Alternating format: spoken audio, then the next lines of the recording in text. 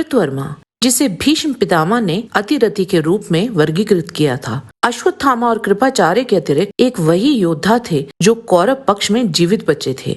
ऐसा क्या कारण था कि कुरुक्षेत्र के भीषण युद्ध में उन्हें कोई पांडव योद्धा मार ना पाया? क्या रहस्य था उनके उस युद्ध से जीवित बच जाने का? आइए विस्तार से जानते हैं इस योद्धा के बारे में, जो था तो श्री कृष्ण की शक्तिशाली नारायणी सेना का भाग, पर युद्ध उसने कौरव पक्ष की ओर से लड़ा था। ओम गणपति चैनल आपका अभिनंदन करता है। सनातन धर्म के साथ संबंधित रोचक तथा ज्ञानवर्धक वृतांतों के लिए चैनल को सब्सक्राइब अवश्य करें। अगर वीडियो पसंद आए तो लाइक और शेयर करें। कृपया हमारे दूसरे चैनल सुनो कथा को सब्सक्राइब करें, जिसमें हम हमारे धर्म ग्रंथों से ली गई कथाएं डालते हैं। लिंक आपको डिस्क्रिप्शन बॉक्स में मिल जाएगा। आइए अब चलते हैं वीडियो की ओर। महाभारत में कृतवर्मा भोजराज ऋदिक के पुत्र और वृष्णि वंश के 7 सेना नायकों में से एक थे। वे सात्यकी के समान ही यादव वंश के एक शक्तिशाली योद्धा थे। महाभारत के आदि पर्व के अनुसार वे एक अच्छे धनुर्धर थे। उन्होंने कुरुक्षेत्र युद्ध के संपूर्ण 18 दिनों तक युद्ध लड़ा था। यह कोई छोटी उपलब्धि नहीं थी। युद्ध आरंभ होने से पहले जब दुर्योधन और अर्जुन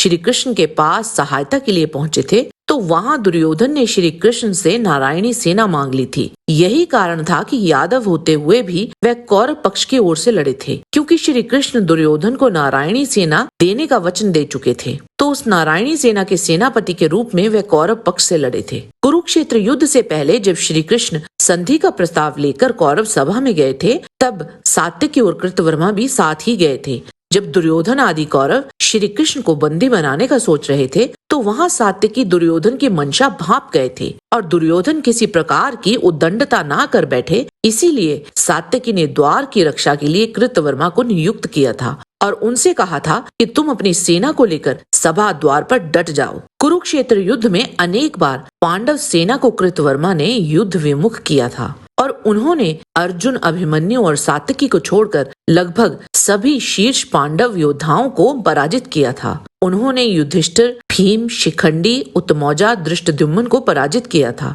14वें दिन उन्होंने 2 बार भीम को पराजित किया था। घटोत्कच के साथ भी कृतवर्मा का भीषण युद्ध हुआ था। जब घटोत्कच ने बाकी योद्धाओं के साथ मिलकर कृतवर्मा पर सामूहिक हमला किया था, तो उन्होंने बड़ी मात्रा में पांडव सेना का संहार किया था। हालांकि उन्हें कई बार पराजय मिली थी। धृष्टद्युम्न के साथ एक युद्ध में तो कृतवर्मा पराजित होकर मूर्छित ही हो गए थे। अभिमन्यु के निर्मम वध में उनकी भी भूमिका थी। जब गुरु द्रोण ने अभिमन्यु को काबू करने का सुझाव दिया था, तब कर्ण ने अभिमन्यु का धनुष काटा था। कृपाचार्य ने उनके दोनों सारथियों को मार दिया था। तब कृतवर्मा ने अभिमन्यु के रथ के सभी घोड़ों को मार दिया था। द्वैपायन सरोवर पर जाकर इन्होंने ही दुर्योधन को युद्ध के लिए उत्साहित किया था। जब भीम के हाथों दुर्योधन मारे गए थे, तो गुस्साए अश्वत्थामा ने नींद में ही सभी पांडवों को मारने का निर्णय कर लिया था। उस समय भी कृतवर्मा ने इस बात का विरोध नहीं किया था, ये जानते हुए भी कि ये युद्ध नीति के विरुद्ध है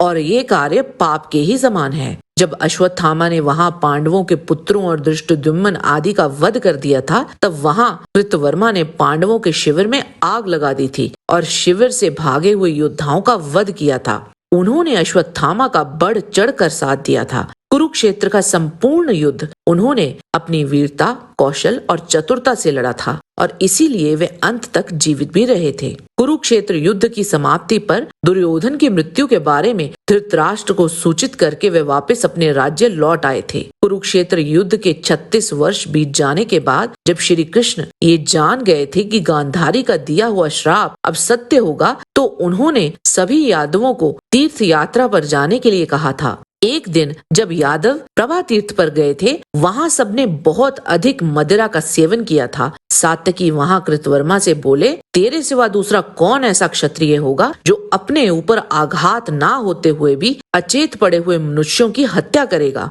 तो इसके उत्तर में कृतवर्मा बोले, अरे भूरिश्वा की बाह कट गई थी और वह पृथ्वी पर मरणांत उपवास करके बैठ गए थे। उसी अवस्था में तूने वीर कहलाकर भी उनकी क्रूरता पूर्ण हत्या क्यों की? इसके उपरांत कुपित हुए सात्यकी ने तलवार से कृतवर्मा का सिर काट डाला था और मृत्यु के उपरांत ऋदिक पुत्र कृतवर्मा मरुद गणों में मिल गए थे।